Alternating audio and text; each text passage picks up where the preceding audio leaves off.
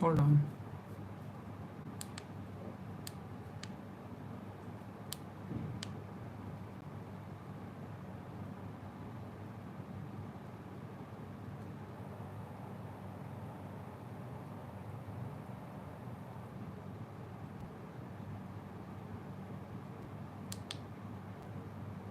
So there's a big time gap between the live thingy.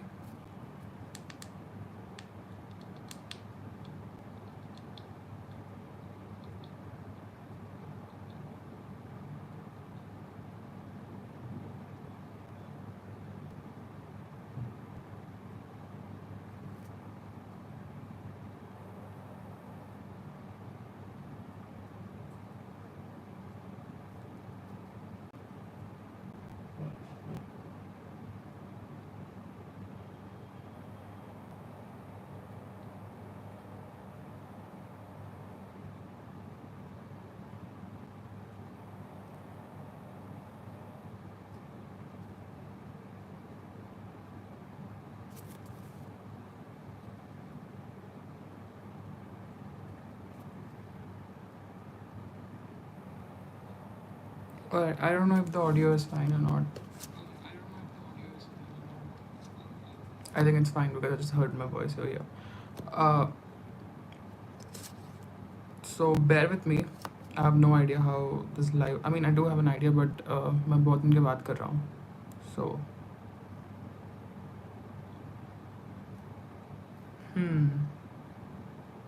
okay. Without wasting any time, the point was not to be on my phone. We're going to start studying. We're studying basal ganglia today, and it's a small topic. Great. So this has to happen in a live. Nothing happened in my phone file. एक second, हाँ.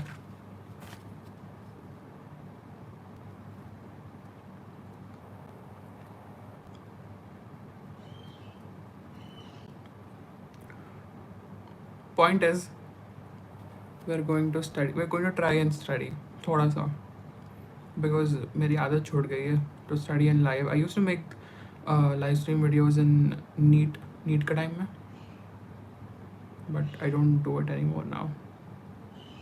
And all those live videos are private now, so don't even try watching them. Okay, let's study basal ganglia. Group of deep subcortical nuclei located in the base of the forebrain, primarily involved in the control of posture and movement. And okay, posture and movement. We talked about that in cerebellum as well. And unlike the cerebellum, basal ganglia does not receive any input directly from the spinal cord. Convenient enough, because cerebellum did like receive input from the spinal cord, but basal ganglia does not. And they also do not directly project into the brainstem area that control motor activity. They receive mainly from the cortex and project to the cortex via the thalamus. So what is involved over here is cortex and thalamus. So the basal ganglia has connection with the cortex and the thalamus, and the basal ganglia via their cortical connection project principally into the brainstem area that give rise to the extrapyramidal tract. Okay, so brainstem that give rise to the extrapyramidal tract. So the extrapyramidal tracts are originating from the brainstem, and the basal ganglia via their cortical connections have principal connection with the brainstem. So technically, basal ganglia connected with the cortex, that is the cortical connection, and from there it projects to the brainstem, and from there it has extrapyramidal tracts. So the basal ganglia mainly influence extrapyramidal function. Consequently, they are classified as important extrapyramidal structures. So classified as important extrapyramidal structure. Lesion of basal ganglia will produce abnormal movement and severe deficits in control of posture. Okay, so again, postural control given to the basal ganglia. Anatomical organization, basal ganglia would include the caudate nucleus, the putamen, and the globus pallidus. Okay, so these three parts are important: caudate nucleus, the putamen, and the globus pallidus. The subthalamic nuclei and the substantia nigra are also included in the basal ganglia. The caudate nucleus and the putamen are together known as the striatum.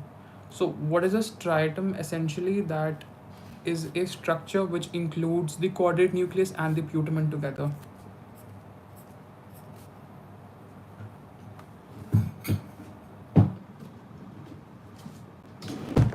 So, a striatum is something which includes both caudate nucleus and it would include globus pallidus. And there's something called as lenticular nucleus. So there's striatum and there's lenticular nucleus. Lenticular nucleus would include putamen and globus pallidus.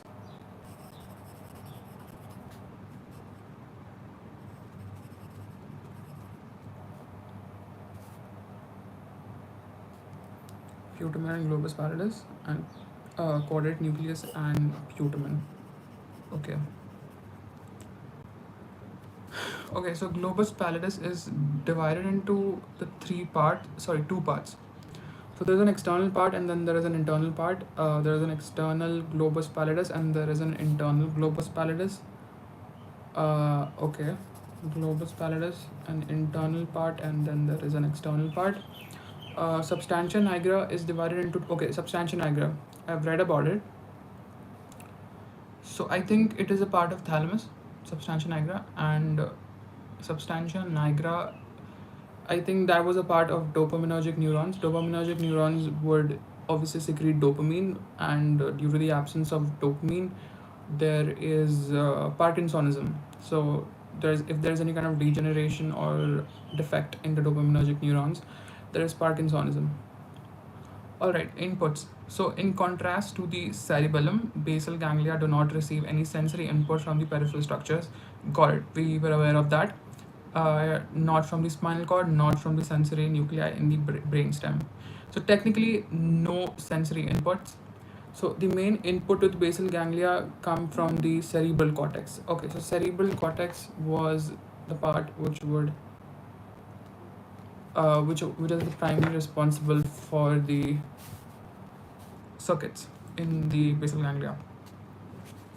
So the basal ganglia would receive input from the cerebral cortex and from the thalamus as well, and also from the dorsal raphe nucleus and the pedunculopontine regions of the brainstem. So the most afferent information enters the basal ganglia by the striatum. Okay, so the part of the striatum again where what caudate nucleus and the what was it called, putamen, caudate nucleus and putamen. So striatum had something called caudate nucleus and putamen, and that is where all the afferent circuits are coming into the basal ganglia. So the corticostriate projection, basal ganglia receive afferents from all parts of the cerebral cortex via the corticostriate projection, and the putamen receives inputs mainly from the sensory motor cortex, and the caudate nucleus receives input from the remainder of the cortex.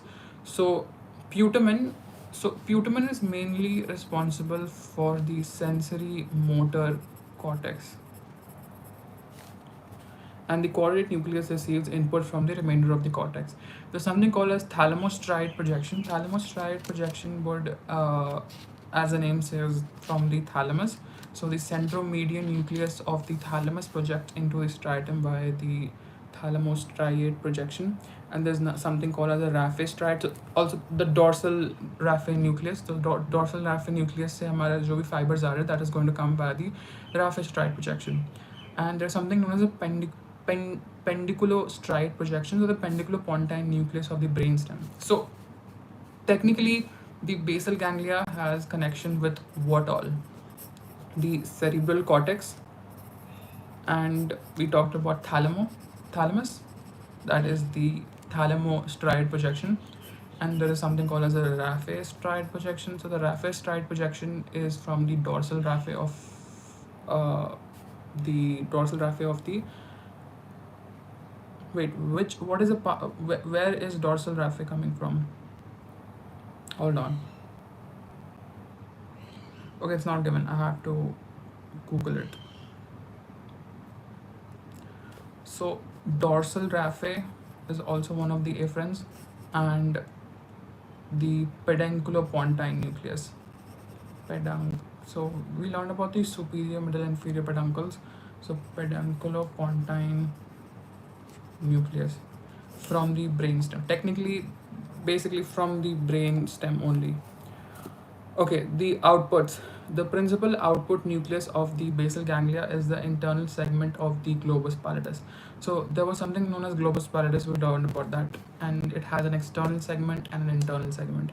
So the internal segment is where the outputs are going to go from. So the fibers project mainly to the ventrolateral, ventral anterior, and centromedian nucleus of thalamus, from where the fibers project to the prefrontal, premotor cortex, that is the extrapyramidal pathways mainly originate from the cortical regions.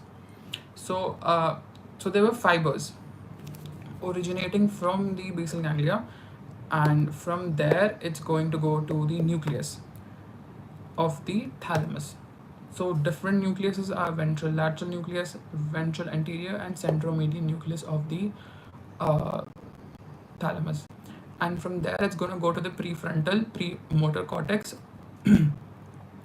So the output from the internal segment of globus pallidus of the thalamus is inhibitory, whereas the output from the thalamus to the cerebral cortex is excitatory. I think that's an important point. So this says that the output from the internal segment of the globus pallidus, that is essentially the basal ganglia. So the output from the basal ganglia to the thalamus is inhibitory, and whereas the output from the thalamus to the cerebral cortex is excitatory. So the pars reticulata portion of the substantia nigra projects into the thalamus. So there was a part of the substantia nigra that is known as pars reticulata, and it has connections with the thalamus. So there is a motor loop which is being formed. So there is an input and an output of basal ganglia, and that is mainly from the cerebral cortex that is projecting into the striatum. The striatum would again project into the internal segment of globus pallidus. Globus pallidus internus would project into the thalamus, and which will project back into the cortex, which is completing the motor loop. So the important motor loop, if I were to say it in simple words, if there is something coming from the motor cortex, so from the motor cortex it is going to be received by the basal ganglia via the striatum. So striatum, what were the parts of striatum? That was the quadrate nucleus and the putamen. So that is being received by the basal ganglia, and that is going to be projecting into the internal segment of globus pallidus, and the global pallidus will project into the thalamus again, and that would project back to the cortex. So it's going from cortex, basal ganglia, thalamus, and back to the cortex. That is completing the motor loop. Okay, so the motor loop forms two major neuronal circuits through basal ganglia. That's the putamen circuit and the caudate circuit. So there's something called as a putamen circuit. So fibers from the premotor cortex, so all the motor areas, that is the premotor cortex, the primary motor cortex, the prefrontal cortex projects into the putamen, the important putamen, and from there via the interneurons to the globus pallidus. Putamen means we've entered the basal ganglia, and from there it's going to go into the globus pallidus, and from the globus pallidus internus, either via directly or via the subthalamic nuclei and the substantia nigra. So from the globus pallidus internus, if I have to go to the thalamus, I would take a direct route, or I would take like a subthalamic nuclei. That means a nuclei below the thalamus and the substantia nigra part. So I want to go from the basal ganglia, I want to go through the thalamus. So I could go directly, or I could go via taking a route which includes the subthalamic nuclei and the substantia nigra fibers, which will project into the ventro-anterior and ventrolateral nucleus of the thalamus. So from the thalamus, so we've reached the thalamus. And now I want to go back to what the cerebral cortex. So from the thalamus, fibers will project to the cortex, completing the circuit. This is known as the putamen circuit. And the putamen circuit is for the subconscious execution of learned planned movement, pattern of movement. Okay, so it's subconscious, that means does not require a level of cognitive thinking. It is happening below the conscious level, that means does not require a thinking process. And it is for the execution of learned pattern of movement, some patterns of movement which humans learn. So for that we have the putamen circuit. Caudate circuit, so there was a putamen circuit and there was a caudate circuit. So the caudate circuit, so fibers from the various part of the cortex will project into the caudate nucleus. So from there, for the putamen circuit it was coming to the putamen only, and for the caudate circuit it is coming to the caudate nucleus, and from there the globus pallidus internus again, and from there the fibers project to the ventroanterior ventrolateral nuclei of the thalamus, and from the thalamus fibers will project to the prefrontal cortex, completing the circuit. This is known as a caudate circuit. Caudate circuit is for cognitive planning and for sequential and parallel motor patterns to achieve specific conscious goal on a movement. So cognitive thinking is involved in this circuit, cognitive thinking of sequential and parallel motor patterns. So we learned about the inputs and we learned about the output. We've learned about the motor loop, the putamen circuit and the caudate circuit. Let's now move on with connections within the basal ganglia. And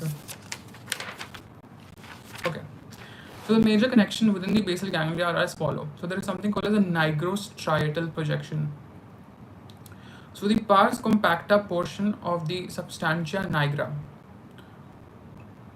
So substantia nigra was an area which constitute of pars reticulata and pars compacta. So the pars compacta portion of the substantia nigra project to the striatum. All right. The nigrostriatal projection is dopaminergic. Okay, so the nigrostriatal. So as the name says, nigro and striatal, that would include pars compacta region, that was from the substantia nigra, and the striatal region, that would include the striatum, obviously. So this pathway is dopaminergic essentially. That means it would obviously secrete dopamine, and if there is any kind of degeneration of the system, it would produce Parkinsonism. And there's something called as a striatonigral projection. So the striatum will also project to the substantia nigra. The striatonigral projection is inhibitory. So anything starting from the basal ganglia is inhibitory, because we've learned that previously also, that if anything is originating from the substantia nigra, anything is originating from the basal ganglia and it's going to the thalamus, it is inhibitory, and anything coming out from the thalamus, that is excitatory. I think I have, yeah. So the output from the internal segment of globus pallidus to the thalamus is inhibitory, whereas the output from the thalamus to the cerebral cortex is excitatory. So similarly, the striatonigral projection, that means it is starting from the striatum. So the striatum will also project onto the substantia nigra, and the striatonigral projection is inhibitory, and neurotransmitter secreted is in the pathway is known as GABA. So the degeneration of this pathway would produce Huntington disease. Okay, so we were talked about two important disease in these two paragraphs, the Parkinsonism wala and then the Huntington disease. So if there is any kind of degeneration in the system of what system? Nigrostriatal. That means we're starting from the pars compacta region of the substantia nigra, that is projecting into the striatum. So if there is any kind of degeneration, because this nigrostriatal projection was dopaminergic, and if there is any kind of degeneration to the system, it would produce Parkinsonism, and if there is a striatonigral projection, striatum would also project to the substantia nigra. So the striatonigral projection, that is the inhibitory pathway, that means उसमें GABA निकलता है, और अगर इस pathway में कोई दिक्कत होती है तो वो हंटिंगटन है. So basically nigrostriatal and striatonigral. Nigrostriatal, dopaminergic, dopamine, any kind of defect, Parkinsonism. Striatonigral, starting from the basal ganglia, basically inhibitory fair. And if it's inhibitory, it's going to release what? GABA. And GABA is an inhibitory neurotransmitter, story for another time. And if there is any kind of degeneration in this pathway, it is going to produce what? Huntington's disease. It's like Huntington's disease. So projection. So this was two kind of projections. That is internally there are two projections, and the third projection is the subthalamic nucleus to the globus pallidus internus.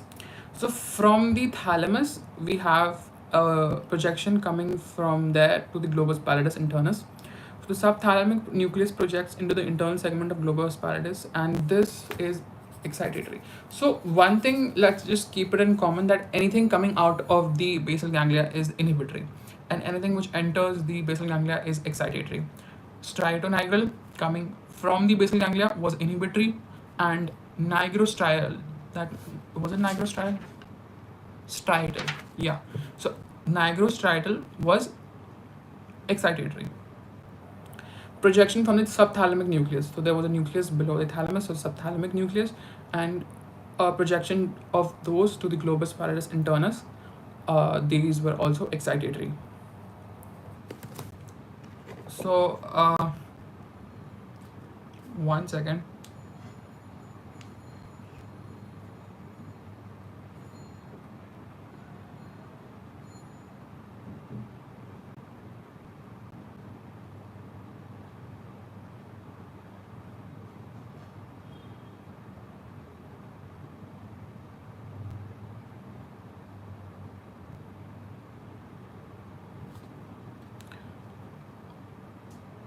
All right. So the next heading is the neural pathways through basal ganglia. So the input, the interconnection, and output constitute two important neural pathways through the basal ganglia that are involved in control of motor activities. This is the direct pathway, and there's an indirect pathway. So talking about the direct pathway. So the cortex is projecting into the striatum. Striatum is projecting into the globus pallidus internus, and which will project into the thalamus, and the thalamus is in turn projecting into the motor cortex. This is a direct pathway.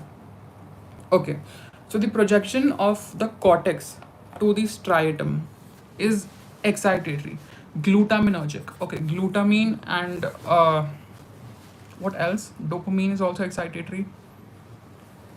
GABA and glycine was inhibitory, essentially. So in the direct pathway, the projection of the cortex to the striatum is excitatory, that is glutaminergic, and the projection of the striatum to the globus pallidus internus is inhibitory. So within the basal ganglia, from the striatum to the globus pallidus internus, it is inhibitory, and projection from the globus pallidus internus to the thalamus is also inhibitory. So why is everything inside the basal ganglia inhibitory? Is everything okay, basal ganglia? Why are you inhibiting everyone? So this is essentially important. So GABAergic. The word is GABAergic. Hold on, it's cold. Oh shit. All right. Okay, so essentially what we learned is everything happening inside the basal ganglia is inhibitory. So the motor cortex, which was projecting into the striatum, that was excitatory. Fine, happy, glutaminergic. But everything inside the basal ganglia that would start from the striatum to the globus pallidus internus, and then from globus pallidus internus to the thalamus, everything is inhibitory. So that is GABAergic. Thus, stimulation of striatum results in stimulation of the thalamus by disinhibition. Okay, important. Disinhibition is happening, so thalamus is also getting stimulated. So the direct pathway is stimulated during movement. Usually neurons in the striatum have less resting background activity. So during movement, they are activated by inputs from cortex and thalamus. Activation of striatum will inhibit the globus pallidus internus. However, palladial neurons themselves are inhibitory to the thalamus. Therefore, activation of the striatum finally excites the thalamic neurons. Consequently, the target neurons in the motor cortex are stimulated via the thalamocortical projection. Confusing. Hold on. Okay, so let's read this once more again. Cortex is projecting into the striatum. Striatum is projecting into the GPI, and GPI is projecting into the thalamus, and thalamus is again projecting into the motor cortex. So this is a direct pathway. So the projection of cortex to the striatum is excitatory, glutaminergic. Learned about it again. And striatum to GPI is inhibitory, GABAergic, and GPI to the thalamus is also inhibitory. So technically, if we are stimulating the striatum, it results in the stimulation of thalamus. How? We are going from cortex to the striatum to the GPI to the thalamus. So if the cortex is stimulating the striatum, it technically will inhibit the upcoming ones, and as so it is stimulating thalamus by disinhibition. So this is a topic which is kind of in a gray area for me. I'm not sure about this. You need to look it up. So the direct pathway is stimulated during movement. Usually, neurons in the striatum have less resting background activity. Neurons.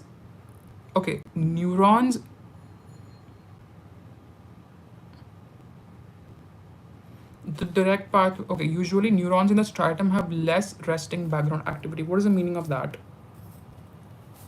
And during movement, they're activated by inputs from the cortex and the thalamus. Okay, so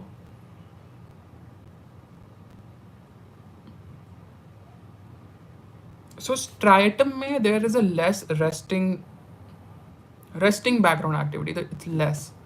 So that is activated by the cortex and the thalamus, and the activation of the striatum would inhibit GPI, and however, pallidal neurons themselves are inhibitory to the thalamus. Therefore, activation of the striatum finally excites the thalamic neurons. Okay. Consequently, the target neurons in the motor cortex are stimulated via the thalamocortical projection. So if the thalamus neurons are getting excited, so the projection of the thalamus to the cortex, that is also getting stimulated. So this was the direct pathway, and the indirect pathway. This involves connection from the striatum to the external segment of the GP, which projects to the subthalamic nucleus. Subthalamic nucleus projects to the internal segment of globus pallidus, which in turn projects into the thalamus. Okay, so this is like a zigzag pattern of connections happening over here. So we talked about striatum. Okay, striatum is going to go and stimulate the. So remember how we talked about GPI and GPE, globus pallidus externus and globus pallidus internus. So in the direct pathway, the striatum was coming to GPI, and then from there it was going to the thalamus, and from the thalamus it's going to go to the motor cortex. Simple. It's just like jumping from one to another. But over here, we are including the GPE, that is the external globus pallidus. So there is a connection from the striatum to the external segment of the globus pallidus, which will project to the subthalamic nuclei. So the subthalamic, so over here, subthalamic nuclei is also involved. So if we're going from GPE to subthalamic nuclei, and then from there, the subthalamic nuclei will jump, the signal will jump from there to the GPI again. So technically you have to include the GPI. So since GPE is coming into the picture, those subthalamic nucleus also have to come. And from the subthalamic nucleus, it's going to go to the GPI, right? And from there, it's going to project again to the thalamus. So in this pathway, the striatum will inhibit GPE, which inhibits subthalamic nucleus again. Okay, again, this is again the game of inhibition always. So the striatum is inhibiting GPE, which is also inhibiting subthalamic nucleus. And the subthalamic nucleus will activate.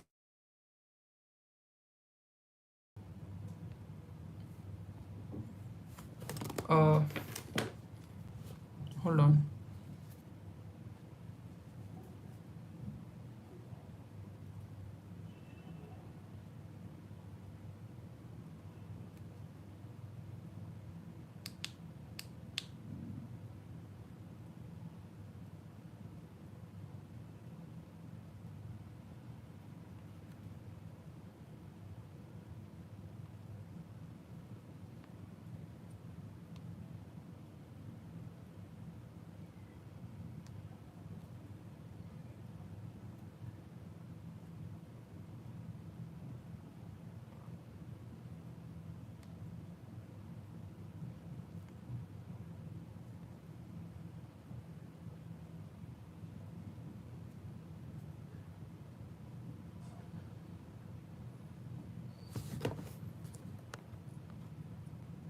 Okay, starting again. So the indirect pathway, right? So indirect pathway from the cortex, it is coming to the GPE. GPE is going to the subthalamic neuron, and from the subthalamic neuron, it is coming to GPI again, and from GPI, it's going to go into the thalamus. So in this pathway, striatum will inhibit the GPE, and which will inhibits the subthalamic nucleus. Subthalamic nucleus activates the GPI. Okay, therefore, stimulation of striatum activates the GPI through its internal pathway. Okay, so subthalamic, why is subthalamic nucleus activating GPI? So it's important. So यहाँ पे ये थोड़ा सा twist आती है कहानी में. So the subthalamic nucleus is activating GPI, and therefore stimulation of striatum activates the GPI through its internal pathway, indirect pathway. So the final output of striatum through this through this indirect pathway is inhibitory. The final output of striatum through this indirect pathway is inhibitory, as GPI activation inhibits the thalamocortical projection. Okay, so again, this is inhibitory. क्योंकि हमारा सबथैलेमिक nuclei जो था वो हमारा GPI को activate कर रहा था, और GPI is essentially inhibitory. So GPI के एक्टिवेशन की वजह से थैलेमोकॉर्टिकल प्रोजेक्शंस का इनहिबिशन हो जाता है. So this is quite complex, but let's just break it down simply. So the modulation by the nigrostriatal projection.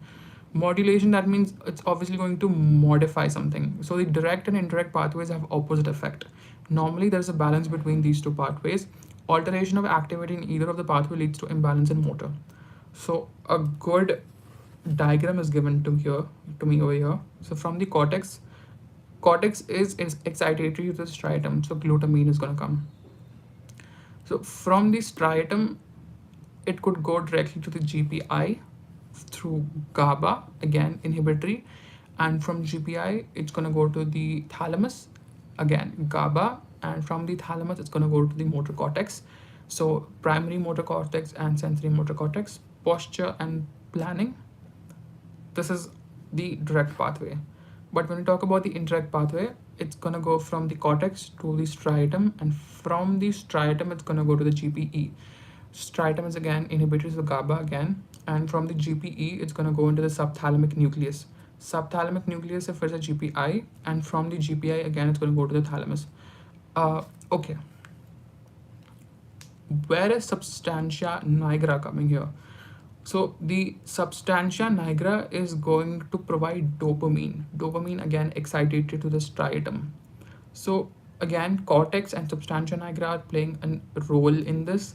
So let's read direct and indirect pathways through basal ganglia. In indirect pathway, projection of the striatum to the GPI is inhibitory. Indirect pathway. In the direct pathway, not indirect pathway, in the direct pathway. So the projection of the striatum to the GPI is inhibitory, GABAergic, and from there to the thalamus is also inhibitory, GABAergic. Therefore, stimulation of striatum results in stimulation of thalamus by disinhibition that leads to the stimulation of the cortical neurons. Okay. So there is a activation of cortical neurons, and in indirect pathway, striatum is going to inhibit the GPE, which in turn will inhibit the subthalamic nucleus, and the subthalamic nucleus will go and activate the GPI. Therefore, stimulation of striatum activates the GPI. So the final output of striatum through indirect pathway is inhibitory. The final output of striatum through the indirect pathway is inhibitory, as GPI activation inhibits the thalamocortical projection. Thus, direct and indirect pathway have opposite nature of projection to the cortex. What was happening in projection of striatum to GPI is inhibitory, GABAergic, and from there to the thalamus is inhibitory, GABAergic. Therefore, stimulation of the striatum results in stimulation of the thalamus. Okay.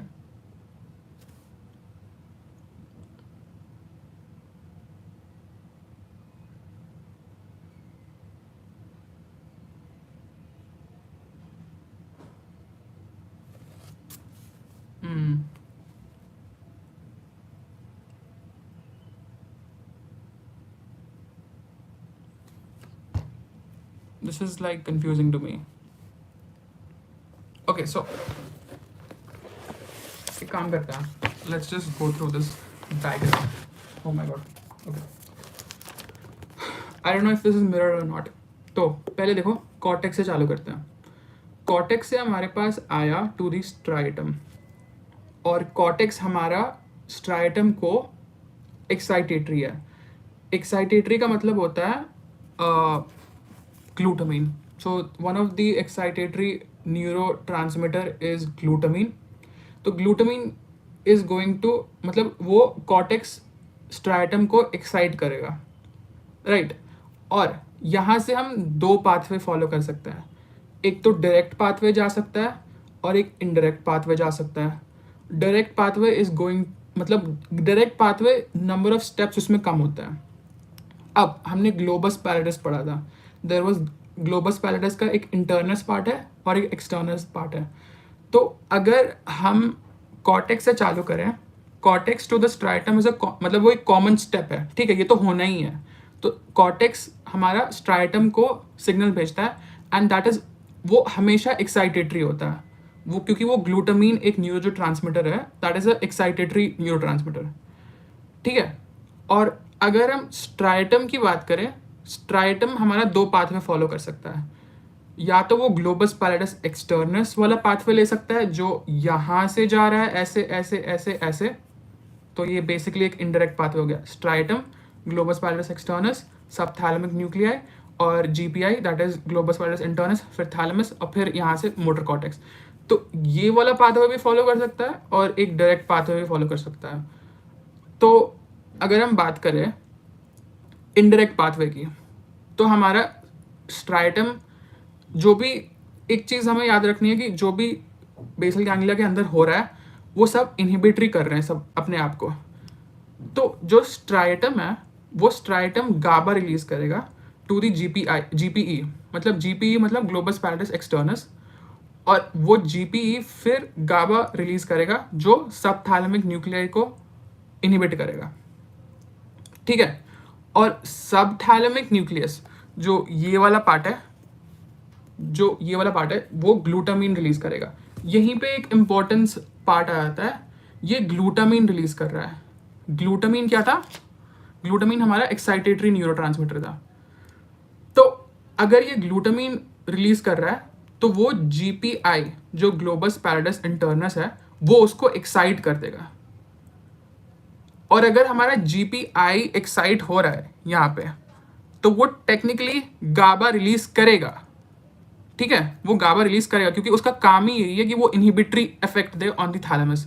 तो वो GABA release करके thalamus को inhibit करेगा और thalamus is going to go to the motor cortex और वो अपना सारा काम करवा सकता है. Actually there is a colour coding also happening. There is an inhibitory green से दिखा रहा है और एक्साइटेटरी ब्लैक से दिखा रहा है. और जब हम डायरेक्ट पाथवे की बात करें, so direct pathway is quite easy. So from the cortex it's gonna come to the striatum जो हमारा ग्लूटामिन से है, और स्ट्राइटम जीपीआई को इनहिबिट करेगा. सबथैलेमिक न्यूक्लियस जीपीआई को एक्साइट कर रहा था थ्रू ग्लूटामिन, राइट, और यहाँ पे ये इसको इनहिबिट कर रहा है थ्रू गाबा. तो टेक्निकली अगर ये इनहिबिट होगा तो ये थैलेमस को इनहिबिट नहीं कर पाएगा. So this is an essential excitatory pathway. The direct pathway is essentially an excitatory pathway और indirect वाला inhibitory है. ये major difference था इसमें.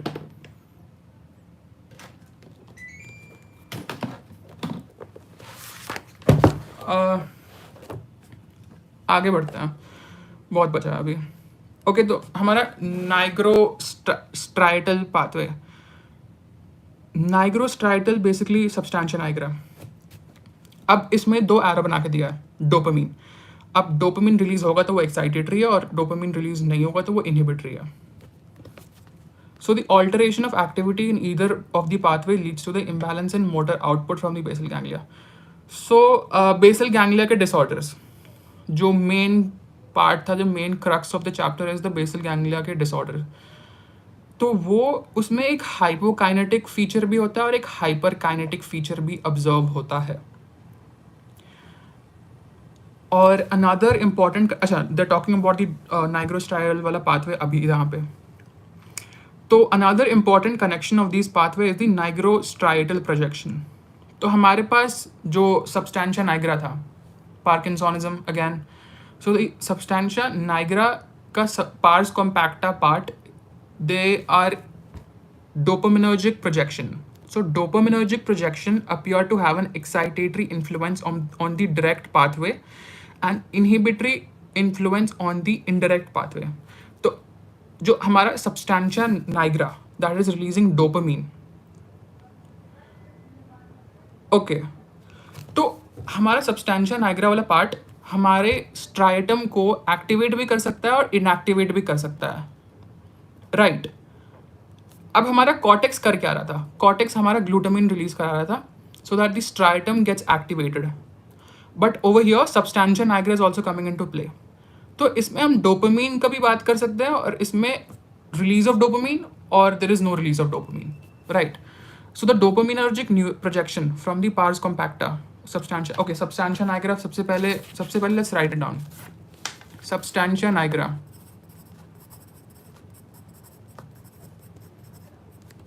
इसके दो पार्ट होते हैं, पार्स कॉम्पैक्टा और पार्स रेटिकुलाटा. तो इसका भी कनेक्शन होता है through the striatum. So the dopaminergic projection from the pars compacta of the substantia nigra to the striatum have an excitatory influence on the direct pathway. अच्छा, तो अगर substantia nigra dopamine release करता है, I am using the book GK Pal, ये वाला दिखता है. Oh shit, okay, back to it. Substantia nigra अगर हमारा डोपामीन रिलीज करता है तो वो एसेंशियली हमारा डायरेक्ट पाथवे को एक्साइट करेगा. It will have an excitatory influence on the direct pathway. That is what is written.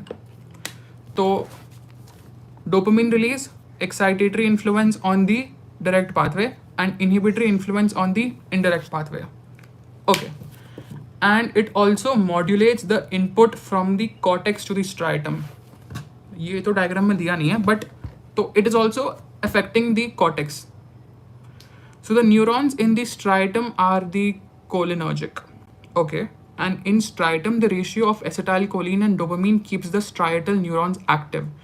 Alteration in this acetylcholine dopamine ratio results in abnormalities in the motor activities.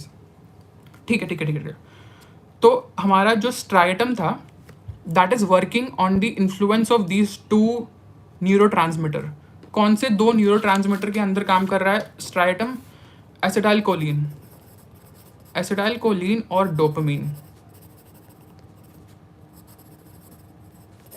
ठीक है. और अगर इन दोनों का ratio में कोई डिफरेंस होता है दैट विल रिजल्ट इन अबनॉर्मैलिटी. ठीक है.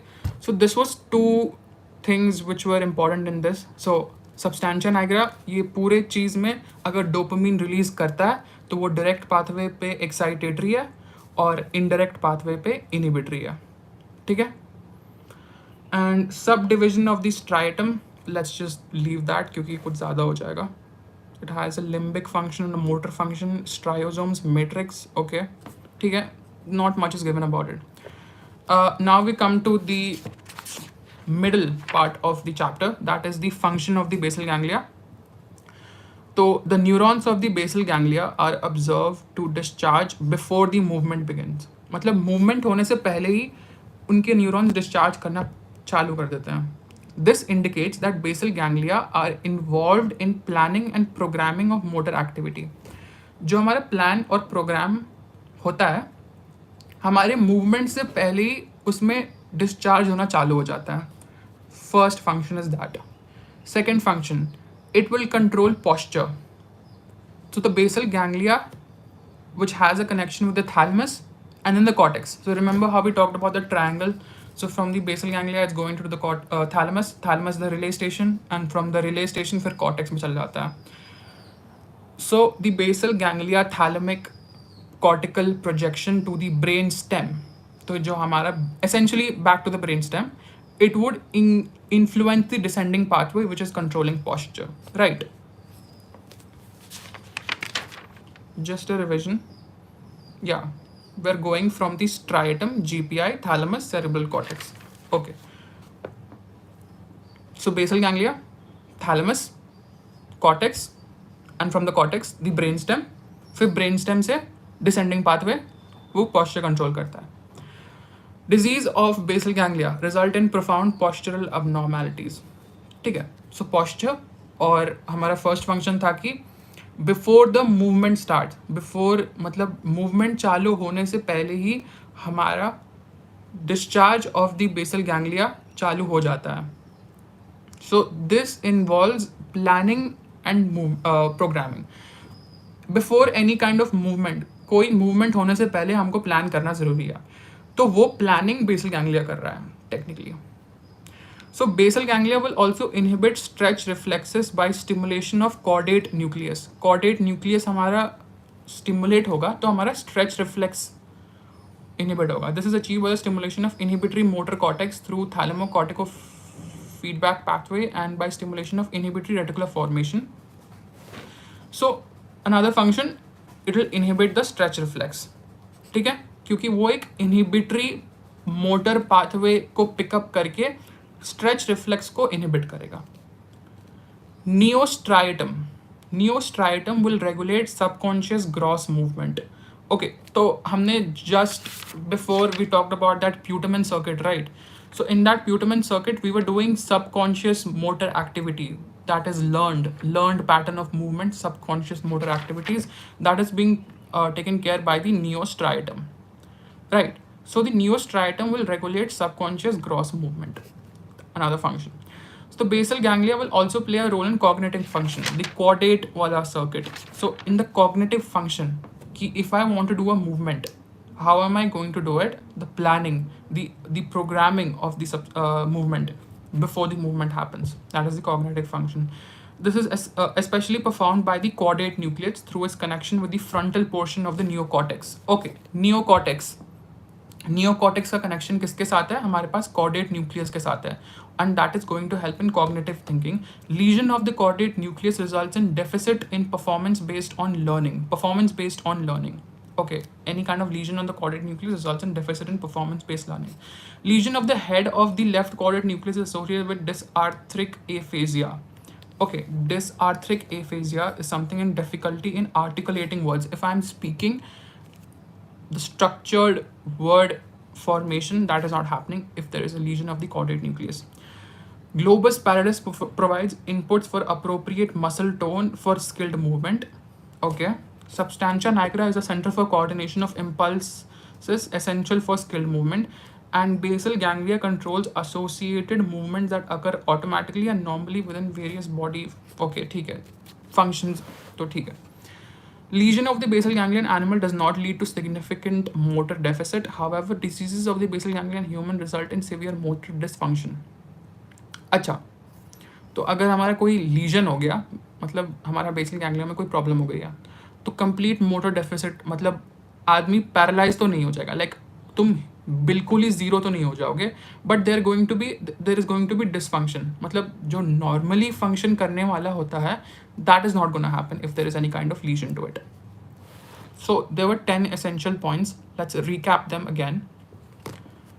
अगर हमारा बेसल गैंग्लिया पोस्चरल मूवमेंट और प्लानिंग एंड प्रोग्रामिंग में काम आता है, वो उसका neurons before the movement has taken place they discharge. So that is also telling us that वो हमारा प्लानिंग एंड प्रोग्रामिंग में काम आता है. फिर बेसल गैंग्लिया हमारा पोस्चर कंट्रोल करता है. क्यों? क्योंकि बेसल गैंग्लिया का है connection with the thalamus, thalamus is connection with the cortex, and the cortex is connection with the brain stem, and brain stem again from the descending pathway it is controlling the posture.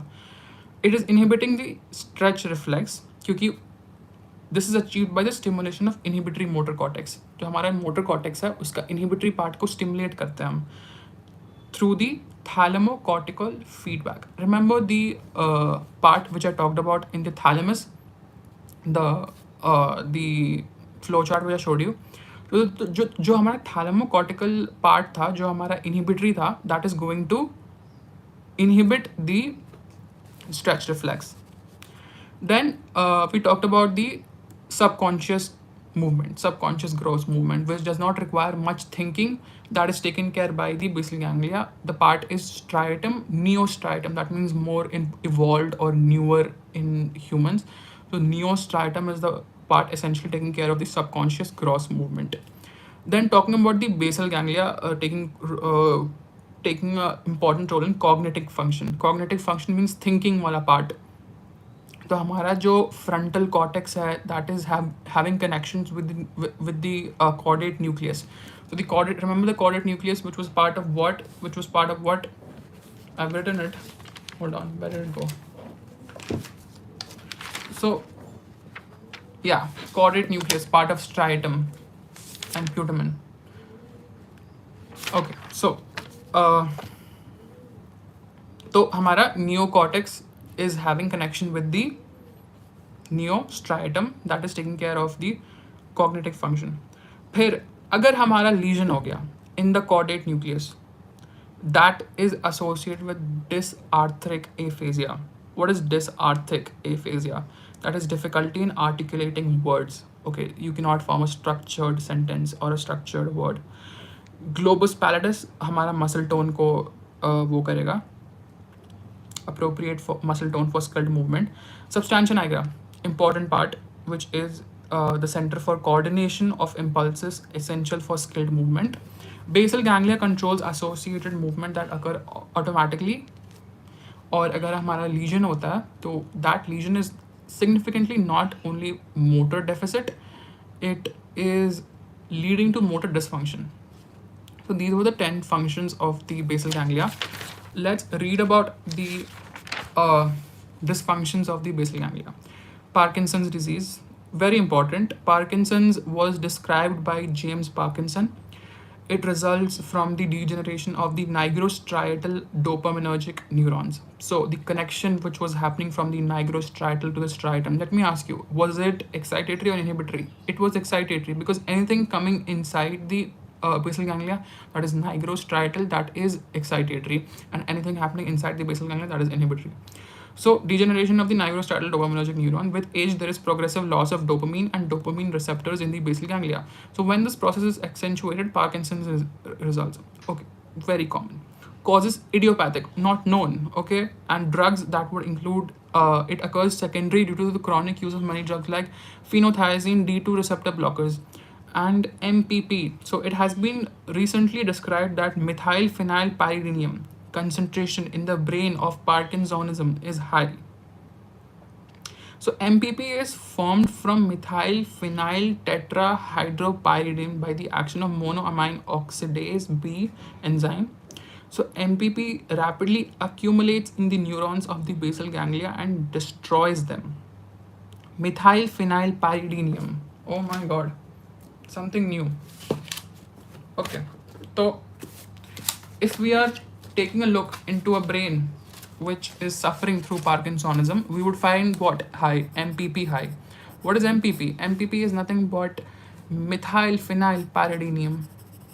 Methylphenylpyridinium. Okay, and why is it high? Because of this enzyme that is known as monoamine oxidase, that is MAO. I have read about this somewhere. Let me just Google it quickly. Hold on. Let me just Google it on my iPad only. What is monoamine oxidase be used for? So monoamine oxidase B inhibitors are primary. Okay, I'm not talking about inhibitor. I'm talking about monoamine oxidase. Yeah, okay. We use the monoamine oxidase inhibitor to treat Parkinsonism. That is okay, but what is monoamine oxidase?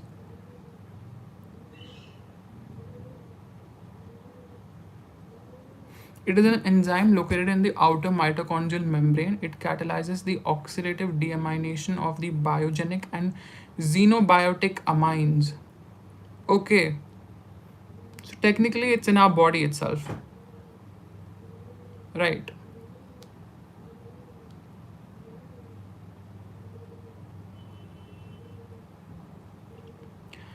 The protein encoded by this gene belong to the flavin monoamine oxidase family. It is an enzyme located in the outer mitochondrial membrane.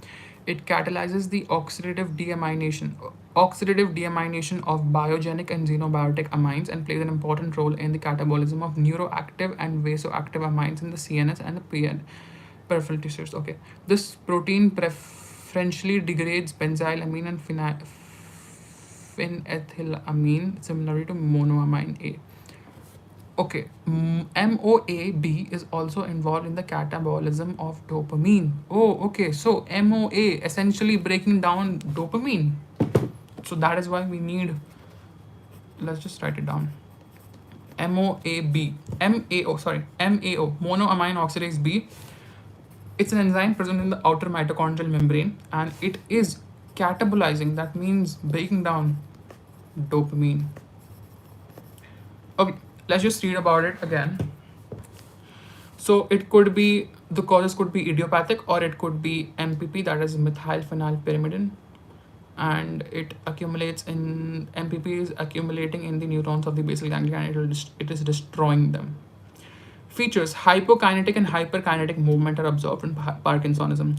Hypokinetic movement, that is akinesia, is defined as difficulty in initiating movement and decreased spontaneous movement. Okay, bradykinesia is defined as slowness of movement. All activities are grossly reduced and slow. Difficulty in tying shoelaces and buttoning is frequently observed. Decreased associated movement. Examples of associated movements are swinging of the arms during walking or the facial expressions during speaking. So these associated movements are grossly diminished in Parkinsonism. The patient suffering from Parkinsonism speaks without any emotional expression. Okay, yeah, which is expressionless or mask like face. पहले पढ़ चुके हैं हम mask like face. जो हमारे Parkinson से जो सफ़र करते हैं मोस्टली 65 एज से ऊपर, उनका फेस मास्क लाइक बन जाता है because they do not have any kind of expression on their face because of facial immobility.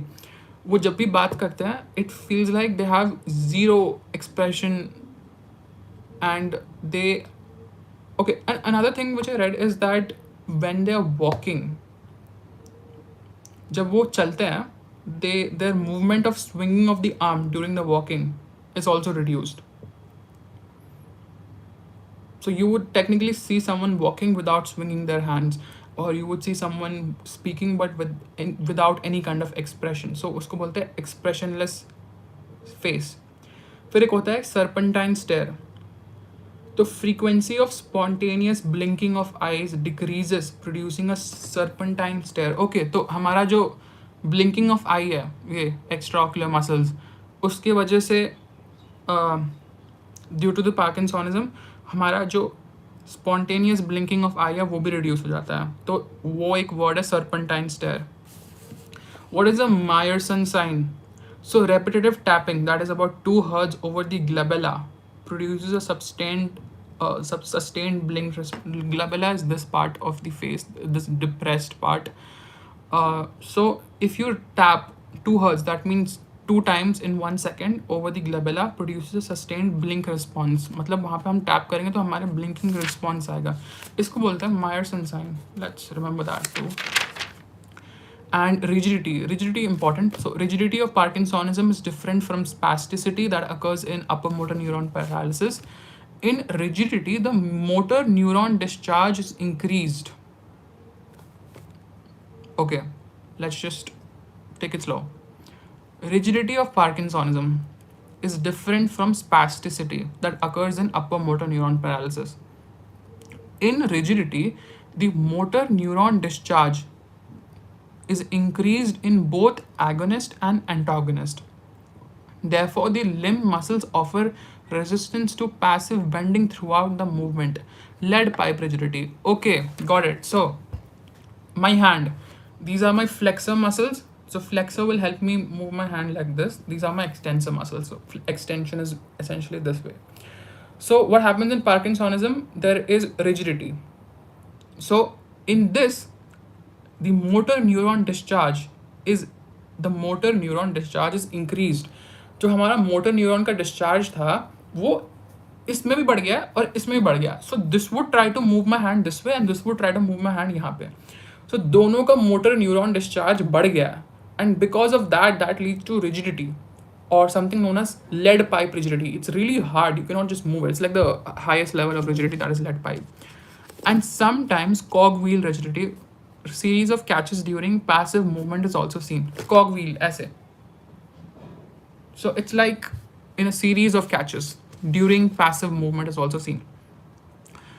Clasp knife spasticity, sudden loss of resistance while moving a rigid limb of upper motor neurons is never seen. Okay, you would never find clasp knife spasticity. Oh my god, say it 10 times.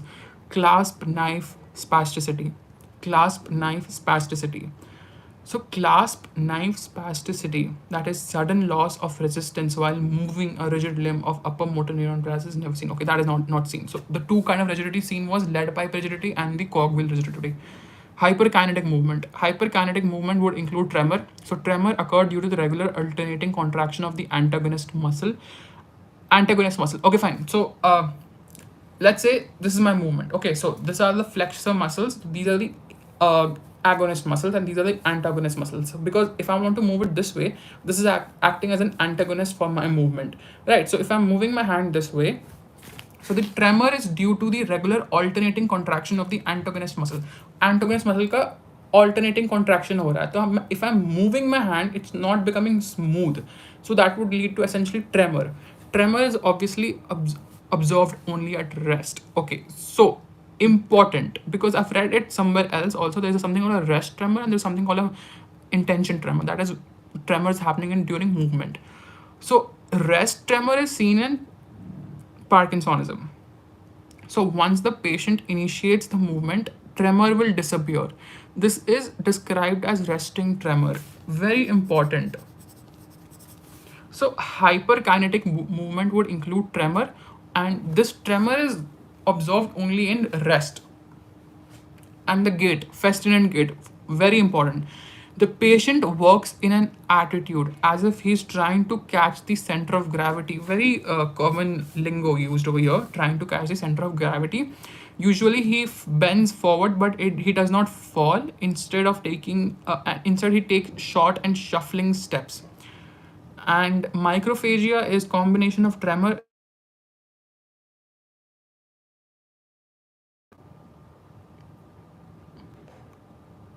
Okay, hold on. Sorry, I just got a call. Okay, microphagia was a combination of tremor, rigidity, and bradykinesia. Results in small, tremulous, and often illegible or difficult handwriting called microphagia.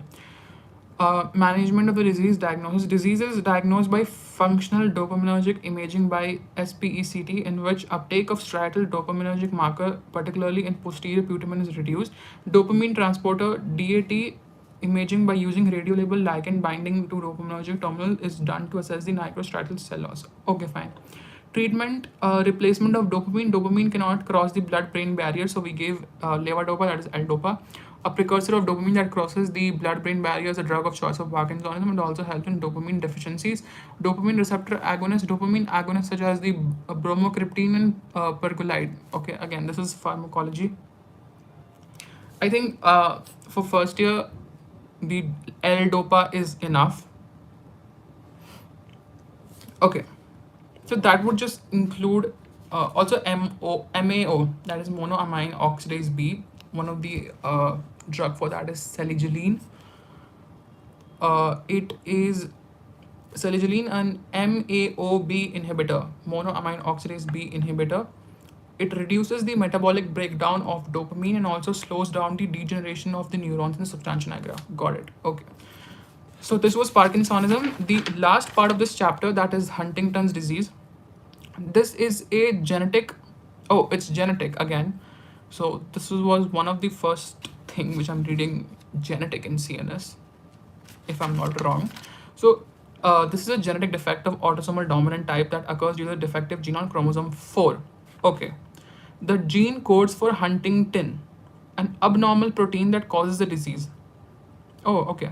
The abnormal gene has a many times repeating codon CAG that codes for multiple extra glutamine amino acids in the molecular structure of the Huntington.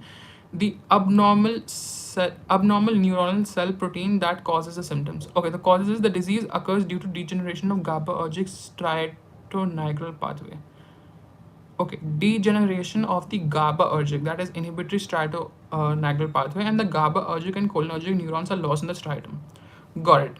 Okay, so the age usually between the age of 30 to 40 years, and it progresses uniformly till death that occurs usually within 10 to 15 years. Okay, so death is the essential part of it. So what are the findings? Chorea. Chorea is a rapid involuntary dancing movement. The chorea is called as the Huntington's chorea. Important.